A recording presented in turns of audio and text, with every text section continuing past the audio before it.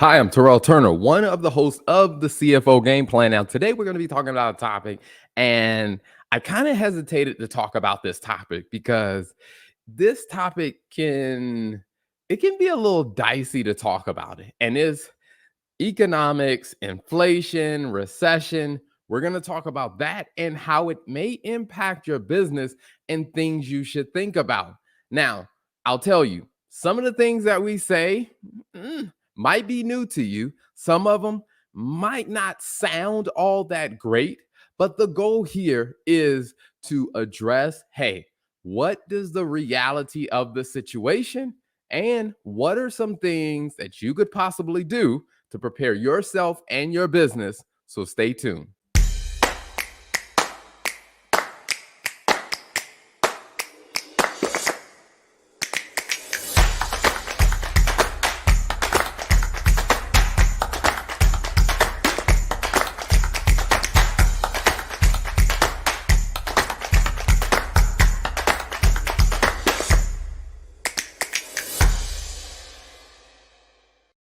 So, welcome to the show, and let me bring on the other host of this show, Lola Turner. Welcome back to the CFO Game Plan Show. Oh, what's up? What's up? What's up? Hello. Another Absolutely. episode. Absolutely. Now, one of the things that, I talked about, because I kind of went through this, back and forth in my head because I was like, I don't know if I really want to do this because it is so easy to have a conversation about economics and inflation, recession to go way political. And so I'm just like, should we do this or not? We should, because what better thing than to start stuff or and instigate stuff? What? No, but on a more serious note, I think the importance of the conversation definitely precedes any sort of like political correctness and all of that. And really, for me, I'm like, we're just here to share the facts, right? So you should be able to receive clear, concise information. As your CFO game plan host, we should be able to give you that information, and then you take that information and you make the decisions that you need to make in the best interest of your business. So that's what we're here for, just hard facts.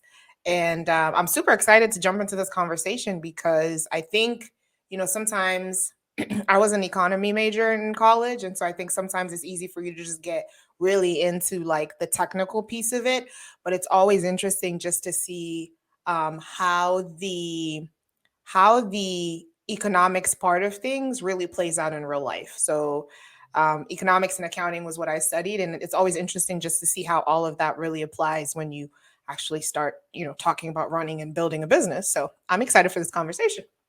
And I'm awesome that I think it is awesome, and I'm excited that of what you said about just being able to give hard facts. Because if that's your perspective, great. I'm going to be honest with you. For everyone that's watching and listening, I'm not going to give you hard facts because I do.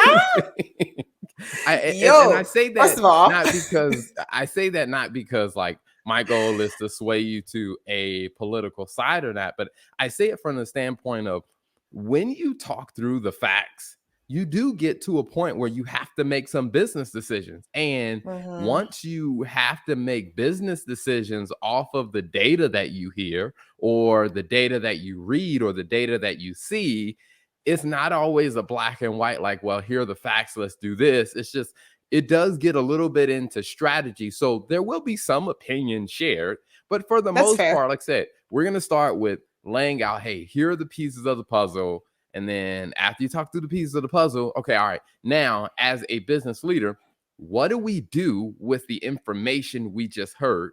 How does that change the way we approach and the way we move forward in our business? And, that's exactly what a CFO should be doing.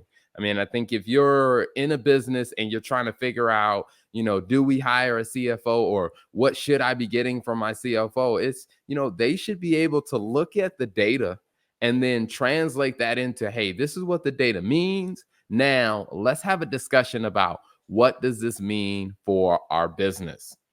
Yeah, and I'm on the same page with you. When I talked about like hard facts, I guess I was just saying more so from the standpoint of like what are the numbers and what are the numbers telling us and then what do we need to do differently. So by saying like, I don't want to get into the, I guess, the opinions. It was more so from a standpoint of, the political opinions, who's right, who's wrong. Like, we don't have time to do that. As a business owner, your time is limited. So you're here on this podcast to hear that information. And my favorite quote ever is men lie, women lie, numbers never lie. So this is, so anyways, I'm excited. So what we starting off with, Mr. Turner, let's jump into it.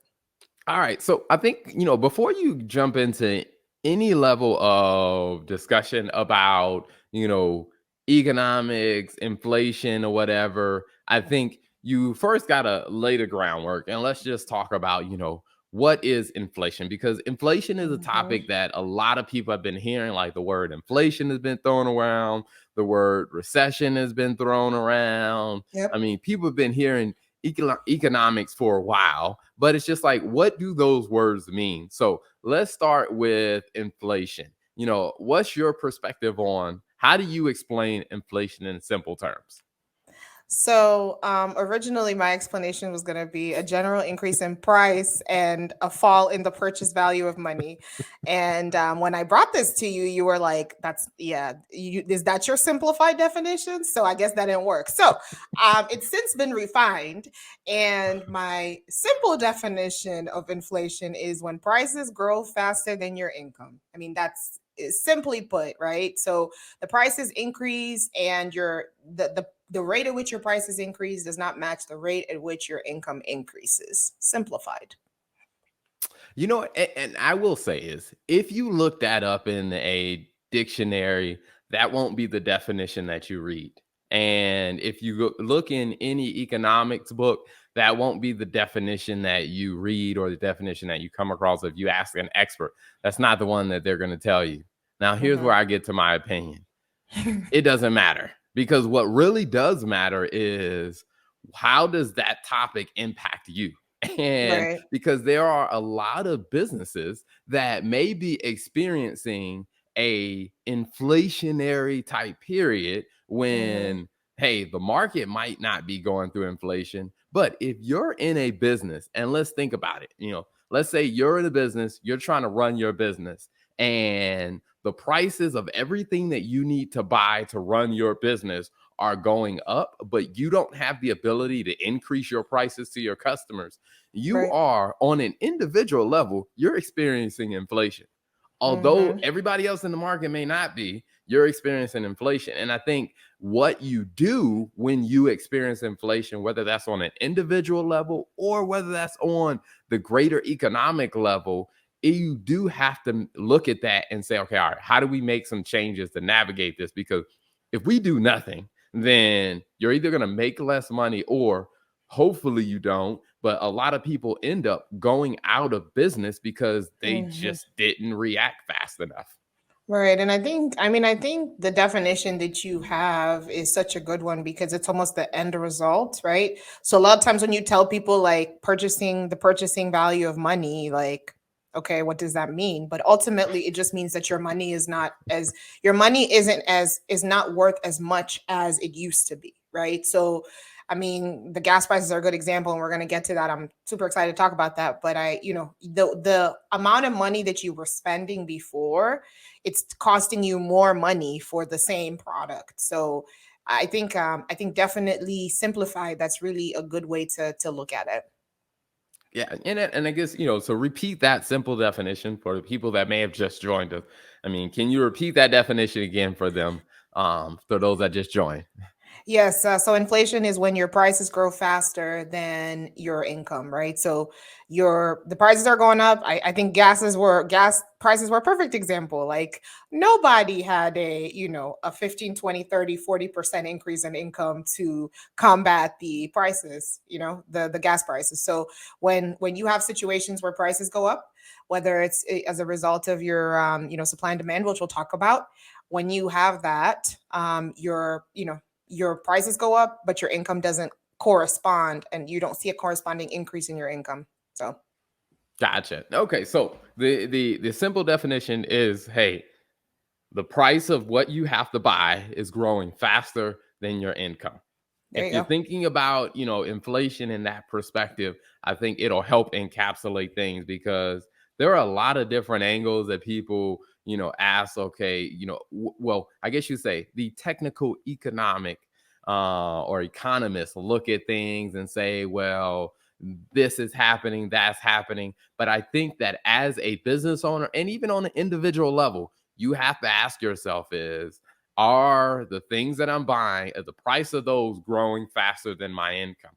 Because there may be some things that you can take a step back and look at and say, okay, all right, if prices are growing faster than my income, can I do something about either buying alternative products so I can keep the cost down, or can I look at raising my income? So we'll dive into more of that. But I do think before we jump too deep into, like I said, talking about some of the examples and stuff like that, another thing that we have to discuss is, when you talk about recessions and you talk about inflations, you also got to talk about supply and demand.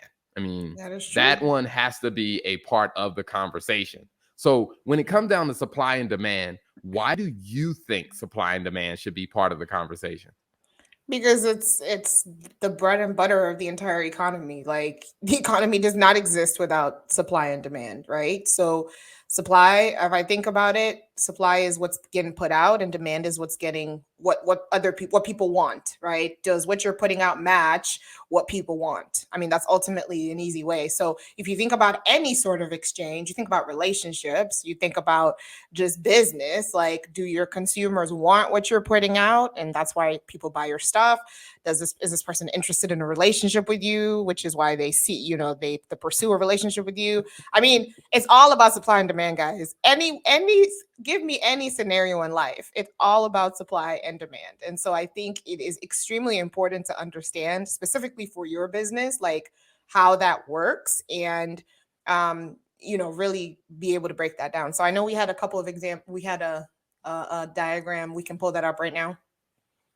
Yeah, So so I think one of the ways to kind of think about it is just, supply and demand tend to move in opposite direction. Or I guess you say they don't move in the opposite direction, but they oppose one another. Like, yep. the supply is, like I said, what you got to offer. The demand is, okay, how many people want it or how much do they want it? And the way that these two things interact has a lot to do with whether the price goes up or down. So you were Hmm. going to say something about this when I pulled this up, and I apologize, Yeah, I cut you off. you did cut me off. Put some respect on my name, but okay, it's fine. No, but more seriously, so in situations like this, like for those that may be listening on the podcast and can actually see the video, essentially, like Terrell said, supply and demand they're opposing, right? So, like I said, when you're putting too much out there and your supply is greater than the number of people that actually want it, your prices go down. And that just basically means that your product isn't worth as much as people as you think it is, right? So you're supplying it, you're putting it out in the market. People don't really want it. So prices go down because people really aren't willing to pay for the value of what you think your product is worth. So that would be supply and demand. If we compare this to, your business, for example, if you have a large amount of supply out there, right, and you don't have a lot of people demand, let's say you sell cookies, just as an example, right? You put out, cookies every day, and you're just seeing like people are not really buying them, or you're not really getting the influx of orders that you originally expected for this new cookie recipe. You're probably gonna result in reducing your prices because you want to get this product to move, and the reality is you just don't have as much of an ask and a demand for that. So in simplified terms, I hope I was able to explain it simply. That's what that means. That cooking example made me think about something where there was this one shop or whatever that when I was growing up where they made, they made food and they made it fresh every day. And Mhm. and I think people started getting on to the idea of, well, if you wait closer to closing time and you go buy your stuff, you're going to get it at a discount because they have to throw it away or they're going to have to take it home. And so when you get closer to the end of the day, when your option is Do I throw it away, or do I just reduce my price and, let more people buy it? Because you see that. I think we see that a lot of times when it comes down to like food that gets cooked fresh. Like if you've ever, Mhm. and I have friends who do this, and I'm just like, I'm not a huge fan of that idea. But a lot of Do friends, some friends, and I'm not gonna lie, I did this when I was in college. I didn't have that much money. confessions. Okay. And so whenever I would go into the grocery store, you go to the section that has the meat, where you look at the expiration date, because the stuff that was just about to expire was going to be on sale. Oh Now no. I'm not eating old meat. I mean, you use the worst possible example ever. Meat, like that is one thing I do not play with. I'm not even gonna lie. Not when it comes to something that has been alive. No, no, no, no, no. Because you don't know what they put in that thing. But no, definitely. And you see it, right? So they give you discounts because they're trying to get it off the shelf because they put out more than people actually wanted or needed, I guess, in this case. So it's definitely, it has a, I guess, a cause and effect. So like supply is out, demand is lower than supply, and so your prices have to go down if you want to stay in business, or if you actually want to make money from whatever it is that you're selling, some sort of, some sort Yeah. of return. Yeah, Hmm. because in that case, the other option that they have is, if I don't sell this, I'm gonna have to throw it in the trash. So the idea is, hey, I may not get the top dollar price that I originally asked for, Right. but if I drop the price enough, then maybe I can sell the extra. And I think, it's amazing that there are some businesses that have built their entire business model off of that. Like, on the Hmm. topic of food, when I think about grocery stores, like Aldi's produce is based on that strategy, because, no offense to Aldi's, but when you buy some vegetables from Aldi's, you better be ready to eat it within 3 to 4 days. I thought the reason why the Aldi vegetables went bad so quickly was because they were fresher. That was my understanding. I mean, Oh, Aldi's got me through college. Like if there was no Aldi's, there probably would have been no Lola. Okay, so I mean, I kind of take that a little bit personally because no, I will I say I still shop at Aldi's. I still buy it. yeah, I you do. just know that whatever vegetables I buy from Aldi's, I better be ready to eat it within, the next 2 days. Because Yeah, if I yeah, yeah. wait longer than 2 days, then that vegetable isn't going to be as good. Whereas you go to other stores where it was more fresh, I would say the lifespan on it is a little bit longer, where I may pay a little bit more for the same spaghetti squash at the grocery store down the street. But that spaghetti squash can actually sit in my refrigerator an extra couple days. That's because that spaghetti squash was grown in a lab somewhere. Okay, that's why. And Terrell is taking a water break. Welcome back. But yeah, All so right. and I think that, like I said, there's a lot of businesses that have built their entire model around that. Even when you think about clothing, Mm-hmm. you think about TJ Maxx, Marshall, Burlington. What they have done is they looked at brands that had a lot of supply and that they couldn't sell it at their market rate price. Mm-hmm. Then they ended up selling it at a significant discount. Like, I've gone into like a Burlington before and seen a shirt that I'm like, man, I looked in the designer store at that same shirt, and it was like 5 times more expensive in the designer store. But I'm guessing they had too many, or no one bought it from the designer store. So they sold the excess to Burlington, and then Burlington drops the price and they're able to sell it, because the whole idea is you're trying to say, okay, all right, if no one is buying it at the top price and I have too many of them, how low Mm-hmm. do I have to drop the price before someone says, okay, now I'll buy it? And the goal Right. is to do that before you have to throw it away. Right. Agreed. Agreed. And I think on that point of supply and demand, if we go to like the second point, right? If you have more, if what you're offering is less than people want to pay for, you have a situation where you do have an advantage to actually increase your prices, and prices do go up in this situation. So basically, supply is less than demand. I think I think this is a good example. When you have situations where people like Black Friday is a perfect example of this, right? But I honestly think it's almost fabricated, but that's a different story. So you have situations where you have people waiting in line for a limited amount of products, right? And so the supply is small, but then your demand is so large, and so people are able to either increase prices, for iPhones or whatever the product is, compared to if you had the reverse, which we just talked about.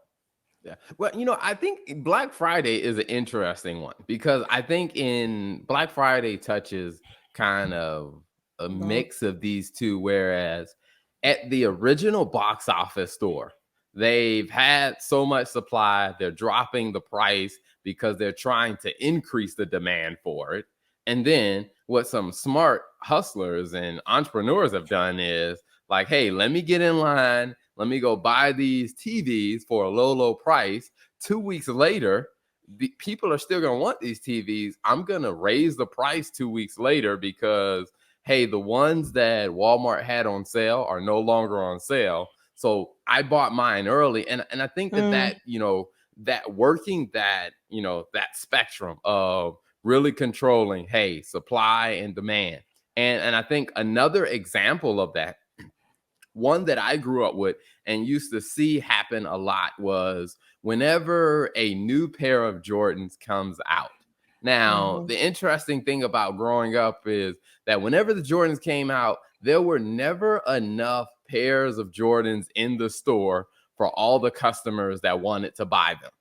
mm, So people would get in line early, and the prices kind of reflected the fact that, hey, there's a limited number of shoes available for people to buy. So the prices were a little bit higher and they would still sell out because people wanted them. Now, people were willing to pay that higher price. Now, if you say, hey, 3 weeks later, or let's say a month later, when they added more pairs of Jordans to the store, it's just like, hey, they got more supply in the store. So the prices may not have been as high on day one once they get more supply out there. And I think when it comes down to your business, the real key that a lot of business owners are trying to really create is, how do you increase the demand for what it is that you do, whether that's mhm, your service, whether that's your product, is how do you get your demand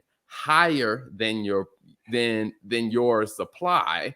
And then what you then start to do to control the dynamic of that is your prices start to go up. Like we did that in our service-based business where, in our accounting firm, when more people wanted to do business with us, we had to raise our prices because we're like, hey, we only have a limited amount of staff and we only have a limited number of hours in a day, right. and more people want to do business with us. And people started saying like, hey, well, I know you only have a limited amount of space. Well, what if we paid you extra? Would you take us on? And I was like, well, yeah, sure. And that's where we started to see like, hey, the demand for what we do is greater than the supply, so our prices started to go up. So when Mhm, you look at those two in connection, I mean, it really just comes down to that, is that when supply is greater than demand, the prices are down. When supply is smaller than demand, the prices tend to go up. Now, this is a mhm, general rule. This doesn't mean that, hey, this is the way that it happens all the time. That's kind of just a general rule. right. Now, one of the things that I think is very interesting, because I want to get to some of the examples, but before we start to dive really deep into the examples, what are some of the situations that you've seen at a larger scale? Like, what are some type of products that you've seen this supply, demand, and inflation impact? Oh wow. I mean everything, I think. The one that comes immediately to my head is, I mean, the gas prices. I think that's a pretty big one. The baby formula shortage is another one. But I do think that I think that there's a lot there's a lot that probably out there that I can't think of right now. Do you have any other examples? Yeah, I mean, it's one of the things that I've seen is just in the trucking industry in general. Oh, Like, we have some friends that, that have trucking companies. And one of the things that they were telling me is like, man, it's hard to find drivers. mm-hmm. And when it became hard to find drivers, drivers know, hey, it's a ton of trucks out there, but it's only a Right, limited number of people willing to get in correct. there and drive them, which means if you want me, you got to pay You me got to a pay me little bit more. more.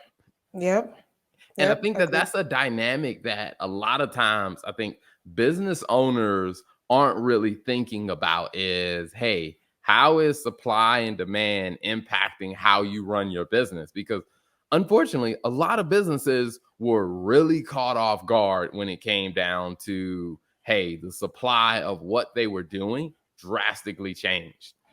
Yeah, the labor shortage is one I think that's definitely hit, especially here in the US. I don't know how it is in other countries. Actually, I think it when we were in France, we noticed it some, right? Where they were short staffed at the restaurants that we went to. But I mean, that's a completely different story for another day. You know, I since you brought it up, No, let's no, talk no. about it. We Okay. no, we are like Now, 26 minutes into this episode, and we need to keep it moving. That's a no, whole it's like, fine. No, we're gonna talk about it. I mean, we got at least 45 to minutes to cover. So we got time. We oh have plenty god. of time and we're gonna talk about it. All right. So for all the people, if you are French and you are listening to this, please send me a comment in, find me on LinkedIn. It's Terrell A. Turner, CPA. Send me a message. Because I really want to understand because while we were in France, one of the things, and part of it may be just the fact of me being so American. Now, I've lived Right. in other countries before, and I've traveled to other countries, but it was very, very interesting that it was almost like I understand that there's a work shortage, but it was almost like people were just bothered that I came in to do business in their store. And I'm just like, okay, am I bothering you that I came in to buy something? Like, I feel like, you know, there should at least be some kind of like mutual respect for this. Like, I'm here to shop in your store to where I just could not wrap my mind around that. Like, okay, maybe they already have a ton of people who come in here and buy, and I'm just, some little small customer. But I'm like, I'm the only one in the store. Like, you're running low on the supply of customers. So what's the Yeah. deal here? I think I valid point. I'm not sticking up for the French in this case, but I will say based on the experiences that we had, I mean, I think it was twofold. I think one of it was like they're not commission based. They're not getting paid on, tips. Like for example, if you take the restaurants, right? They get paid whatever they get paid regardless. So it's not like your tips are going to help move their life forward or whatever. Like they're getting paid the same. The second thing I think also is just the stereotype behind the typical American tourist and coming in there and wanting to take it in the eyes of the French just based because I remember vividly the encounter that we had at that restaurant, which I will not name, and the gentleman clearly telling the Canadian Frenchman, oh, you Americans, you come here and you try to take over and you're very rude and blah blah blah blah, whatever he said. And I mean the dude was like Canadian French. He's like, I'm not even American, but it's just I think that there is it's just cultural differences, I that's one thing I've noticed. Like even when we were traveling, just the expectations in America, just of the service, the quality of service, the pace of service. Like we noticed it even here with the labor shortages. Like they were literally having to explain to people why their food is taking 20 and 30 minutes instead of 15, or why they can't sit you outside, or why you want this seat instead of the other seat. It's just like, hey, we don't have enough service to serve your table. That is why. So why is the wait so long? Like, I'm not coming back here anymore. Like, all of those things I think are just indication of, the fact that there is a labor shortage one. But I think just going back to the France thing, it's just a difference in culture. That is my view. So Okay. let Now, us not I would offend say our French audience, please. I'm not trying to be offensive. I just kind of want to understand, the incentive dynamic because Right. maybe I was doing something culturally wrong that maybe I should have, you know, maybe I should have like stood a certain way or walked in at a certain You didn't pace or even speak, whatever. but you didn't even speak French. That's the problem. So you just come in there, parlez-vous. You don't even parlez-vous. You just come in there. You speak English. Like you just assume this person speaks English. It's just like so American of you to come to another country and just assume, in a country where the main language is French, that they will speak some sort of English to cater to your needs and your desires. You I know mean, what? I would give you that probably was the case the first time. The second time I went to France, I was trying in my best attempt to speak French, but my it best was more like attempt Spanglish, Spain was Portuguese, probably Portuguese, and not Spanish. all that great. But all that to say, I mean, getting back to the point, I do think another example that probably more and more people are becoming familiar with is when it comes down to the housing market, Mhm, because here in Charlotte, North Carolina, where we live, we saw dramatic jumps in the value of homes, and to mhm, where some people, friends of ours, were saying like, hey, they were trying to, buy a new home because of, with COVID being at home more, they wanted more space. And they were saying, man, some people were bidding like 50,000, 100,000 over the asking price, to mhm. where it was, in a sense, it was a limited supply because people wanted to be in certain areas. They wanted Right. houses of certain size, which meant the demand was higher than the supply. And to bring it back to the economics and inflation, is when more money was being pumped into the economy through lower interest rates and these different rebate programs and stuff like that, when more demand was high and people had more money at their disposal, which meant Mhm, prices were going to go up, and prices continued to go up. Now, unfortunately for some people, the prices went up higher than their income could contain. So right. some people started feeling the effects of the inflation faster than others, Yep. Yep. because for some people, I mean, because not everybody makes the same amount of money. So some Mhm, people started feeling that, hey, and the prices have risen way higher than my income is going up, which meant that, hey, if you were in a, let's say, if your income was at a level to where it wasn't growing as fast, but your next door neighbor, their income was still growing fast, like you were experiencing the effects of inflation way before they were. But I think when it came down to the housing market, we saw a lot of that, to where the prices just shot up so fast that I think now people are starting to relook at it, especially mhm. because the interest rates are going up. Exactly. Interest rates are going up, and the effects. And the question that becomes is just like, when prices and inflation take effect and when prices rise so much, it's like, what do you do as a business owner? It's like, now Mhm. prices are up. Like, how do you navigate this? Like, what have been some of the things that you tend to think about? In terms of navigating situations like this, is that your Yes. question? Yeah. So I think the biggest thing would just be finding alternative solutions, is alternative sources, right? I think one of the things that, like, if we go back to the housing example, one of the things that people felt like was, man, we were getting constantly outbid, right? Just in terms of the pricing, because A, I couldn't afford it, or B, hey, I wasn't able to put, $70,000 or $100,000 over asking price, whatever that is. So I think as a business owner, the first thing would be, I would say, is, hey, first of all, understand your supply chain. I think that's the biggest and the most important thing, right? Understand, how does the supply chain for your business work? Like, who are your, where are you getting your products from? How does it flow through? Because I think once you have an understanding of how your supply chain works, then it makes it really easy for you to understand, like, be able to take decisions from then to say, okay, these are the things that are happening in the economy. This is how it impacts me, and this is what I need to do differently to adapt. So the first thing I would say is understand what your supply chain looks like for your business.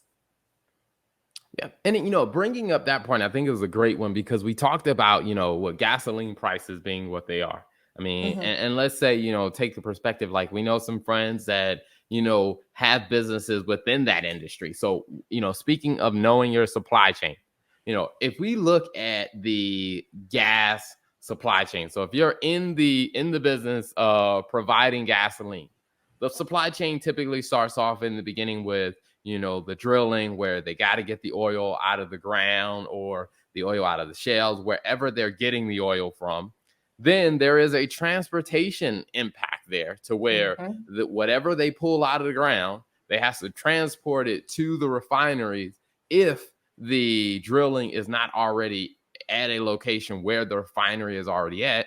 Mm-hmm. After it gets refined, then it has to be transported. Sometimes it's by pipes, sometimes it's by trucks, but it's transported to the fueling stations or to the gas stations, and then the end users or the customers show up in their vehicles to pump the gas, and all of this happens. So if you're a business owner, it's really taking a step back and saying, okay, all right, what does my supply chain look like? Now, what Mm-hmm. part of my supply chain is causing the prices to grow faster? And then, is there something that I can do about it? So, what were your thoughts when we started thinking through like the gas supply chain? I would say I think the first thing was understanding like what's causing the problem, right? Because I think there's just so much data and so much information in the news, but you really need to understand what the source of the problem is, like you said, right?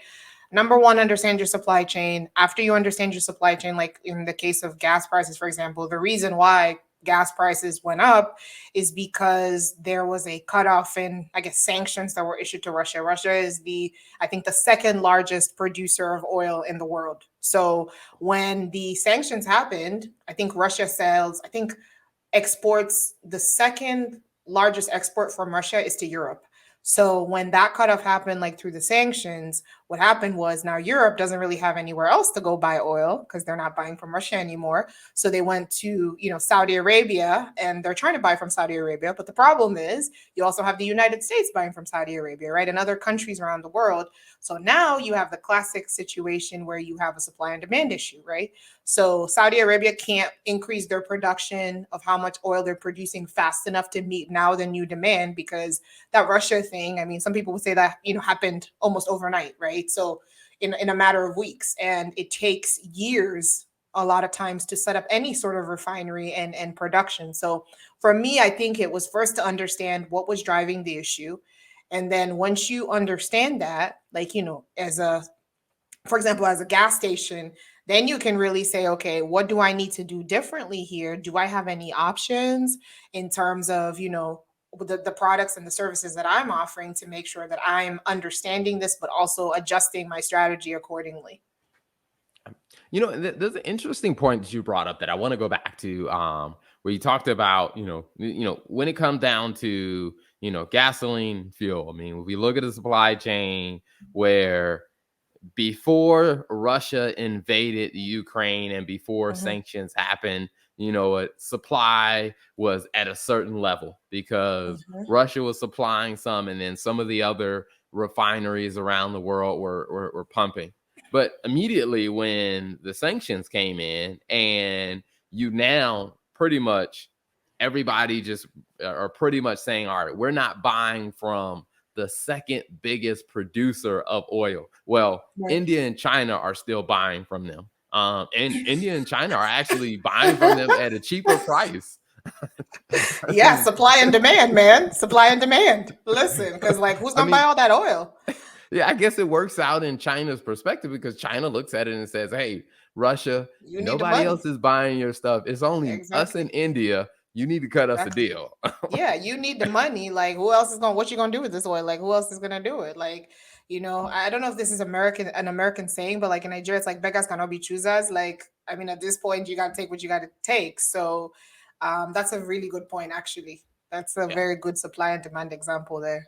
Yeah. And I think it's one of those interesting things that, another aspect that impacts, supply is not so much just what's happening with, supply now. When you look at the supply chain, one of the things that businesses can learn from the what we're observing from the gas industry is that, okay, you say, okay, all right, people aren't buying it from Russia. Well, there are other places that refine, that drill and refine the oil. Why can't they just produce more?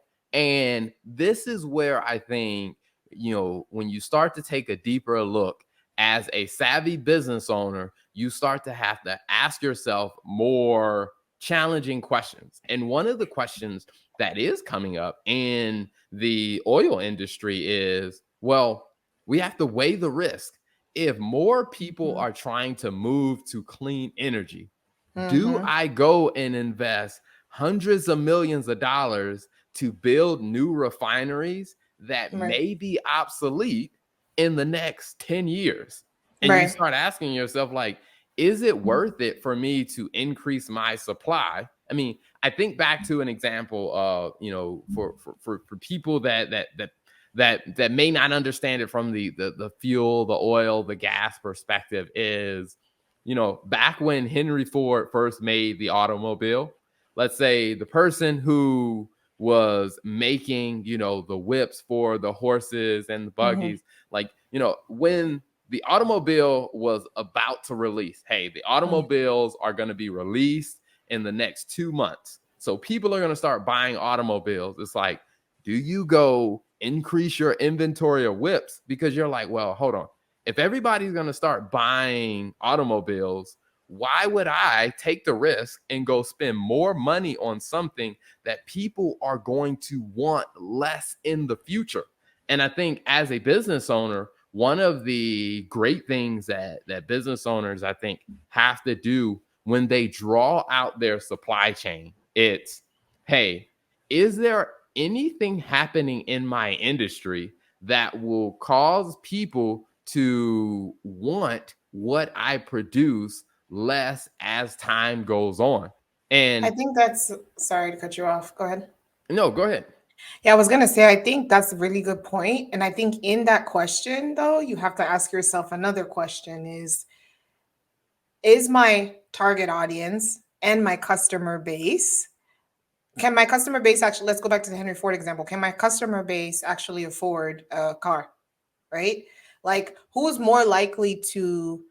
I think you almost have to assess the situation and ask yourself of this change that's happening that could drastically change and impact the demand for my product, or you know change the way that, I guess, how much demand I have coming in. Is my target audience actually going to respond to that change that's coming? Right. So, like with the example of Henry Ford, like the people that were buying whips are likely people that like cannot afford to buy cars, because not everybody at the time, I don't know what the price was when Henry Ford first came out with his first car, but not everyone could probably afford to pay for a car, right? So it's almost like asking yourself, as you're thinking about innovating or as you're thinking about expanding your supply, do you have enough, essentially, do you have enough demand? Are there going to be enough people that are going to still continue to want your product to warrant you investing this money to basically build more, you know, to do more whips, in this case, like build more refineries? And to your point, like with the shift away from, the shift towards clean energy, there's less of a likelihood, maybe in 15, 20 years that this is going to be something that people want to invest in. And then you've spent, a billion, I don't know how much money it costs to build a refinery, billions of dollars, trillions of dollars investing and building in something that there's no more incentives. Like a lot of the incentives these days are around clean energy. So as a company, as a larger company, what's really the incentive for you? Because again, companies are in business to make money. What is the incentive for you to open a new refinery and basically make a long-term decision based on a temporary solution, right? It's just not, it's important to ask those questions. Yeah. And I think that one, it becomes a very big one that, you know, even if you're not in a very, very big industry, I mean, even in smaller industries, like I was talking to, a friend that, used to the sell like cell phones. Like, Mhm. one of the things they would tell me is, you go through this cycle of, let's say when the new iPhone comes out. So Mhm. new iPhone comes out and people really, really like it. And so over time, like he's buying iPhones and he's reselling them or he's fixing them up.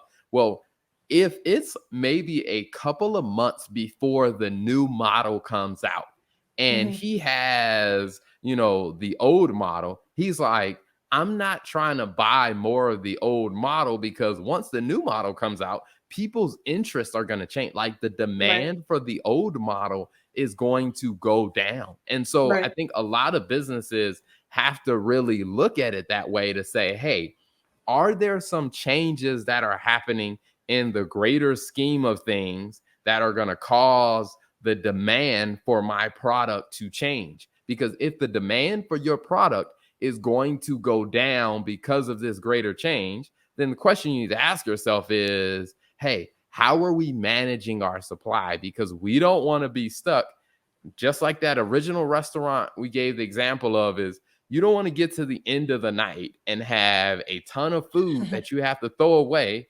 Now you got to offer it at dirt cheap prices because it's either throw it in the trash and throw your money away or sell it at a really, really big discount because you didn't see the wave of demand changing for your product that you offer.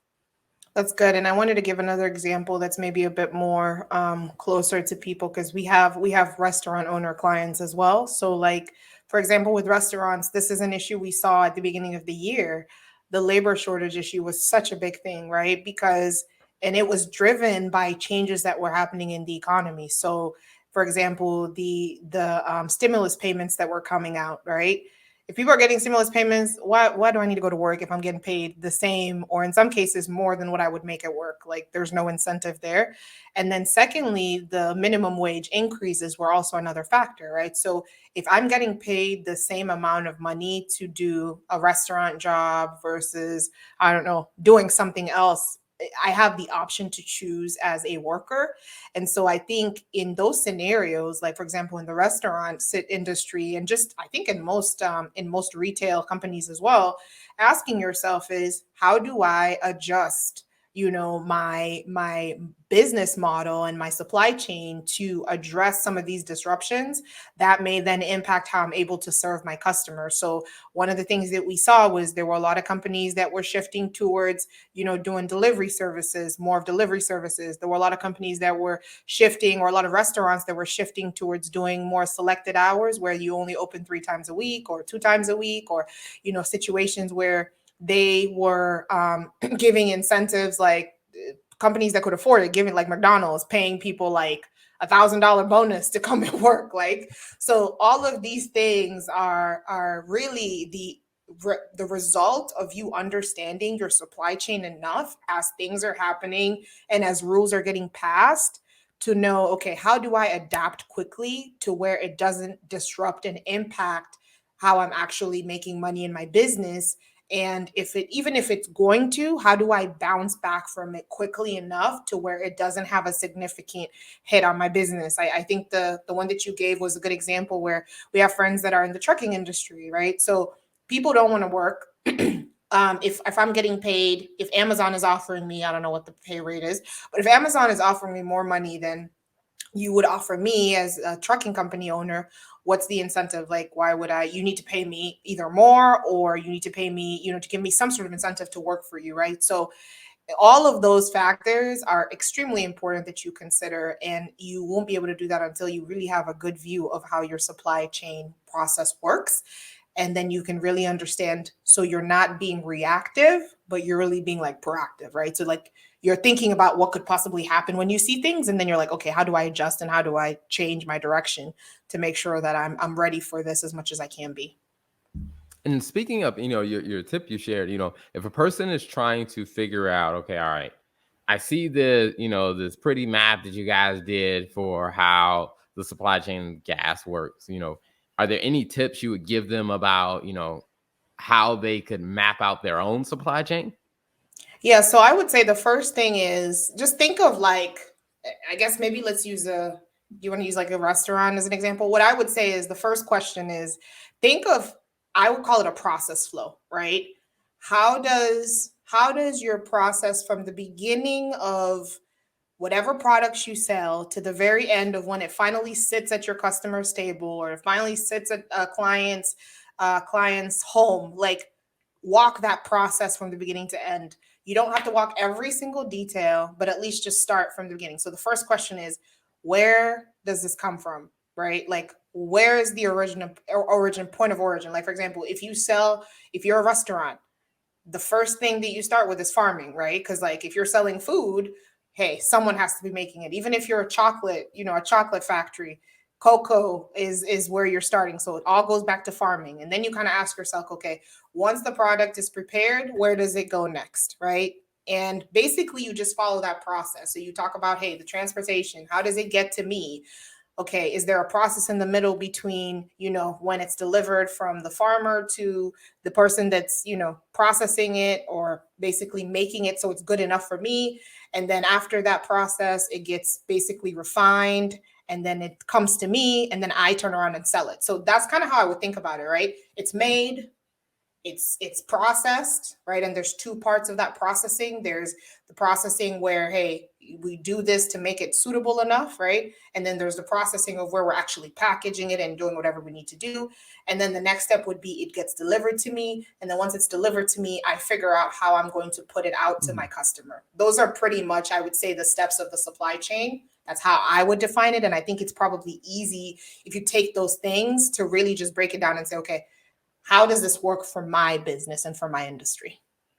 Gotcha. And I will say, I mean, another way that I would recommend that I think, can be helpful is I tend to think of things in very simple terms. So I explain it the same way, like I have conversations with, one of my 16 nieces and nephews, and they Oh, wow. ask me questions, and we just kind of work backwards to where it's just like, hey, there's a piece of chicken on my plate. They said, okay, where did that come from?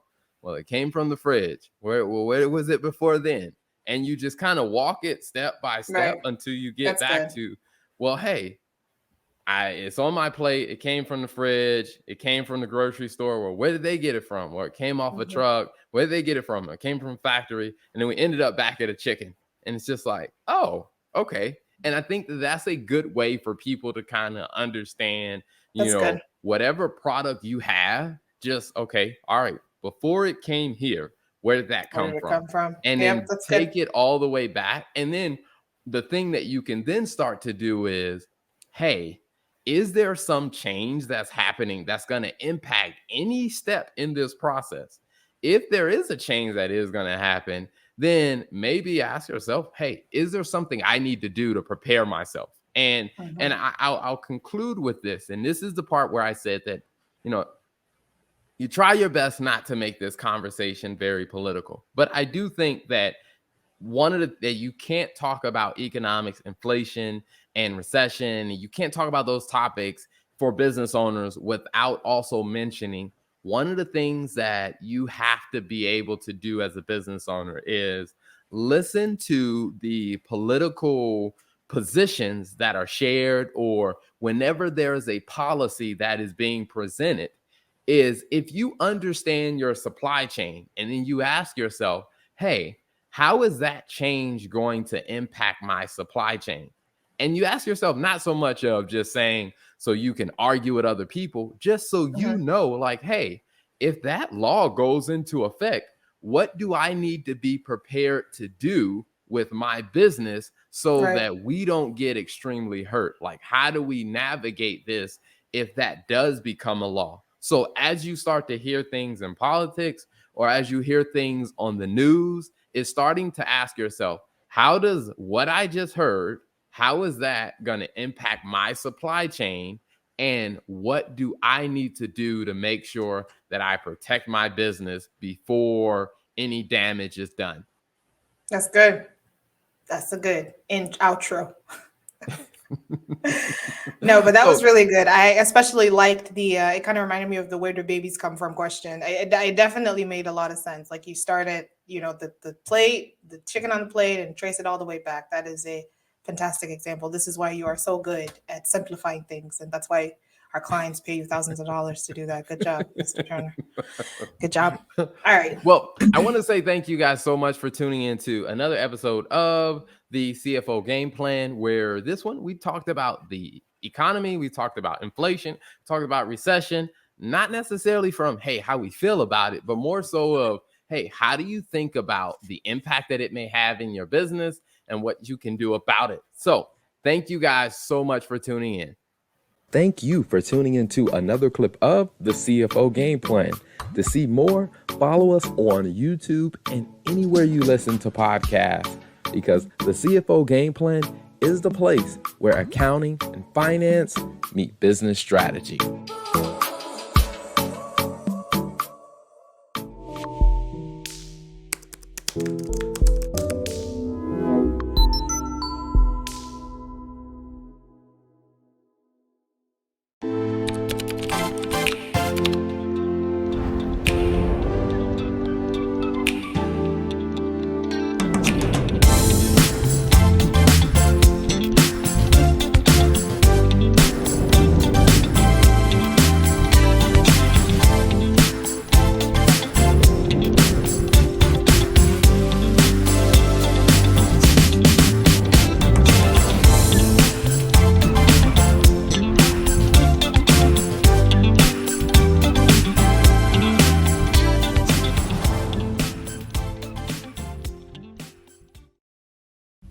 Hey, it's your girl Tia Robertson. I'm the host of Entrepreneur Insider.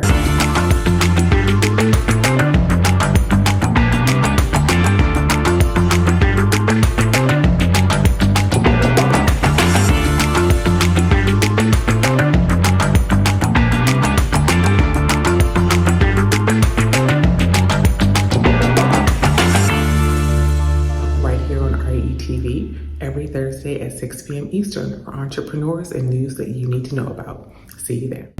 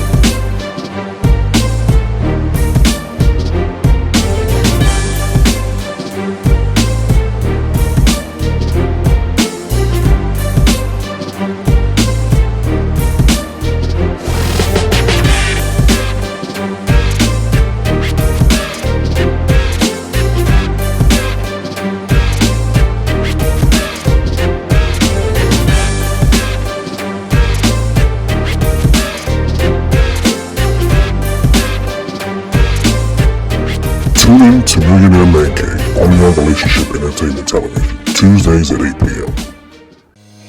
This is Tyron and Nicole with your weekly RATV news break. Each Thursday at 12 noon Eastern, we'll come to you with the latest news, trends, and more with a positive spin. We know there's a lot of positive news that doesn't get reported, but we want to give you the opportunity to share your story here on RATV.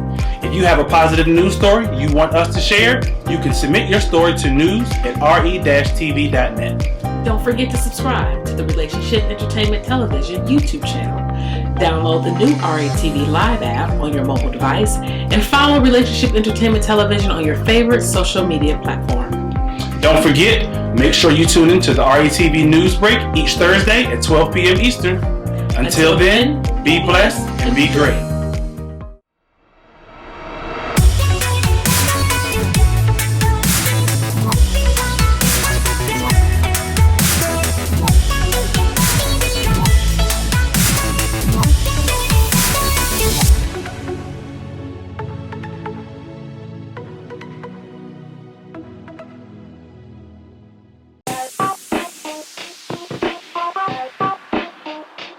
Welcome to What's Going On? My name is Demita Joe. Each Wednesday, you can find me here at 3 p.m. I'll be over here discussing different things that are going on and try to bring you a boost of positivity for your week, because we all need this. We're going to share some feel-good stories. We might find a hometown hero. We may take a look at some trending topic. And sometimes we might even find a lesson in a not-so-warm and fuzzy story if we can. I'm Demita Joe, and I'll see you guys on the next episode right here on What's Going On?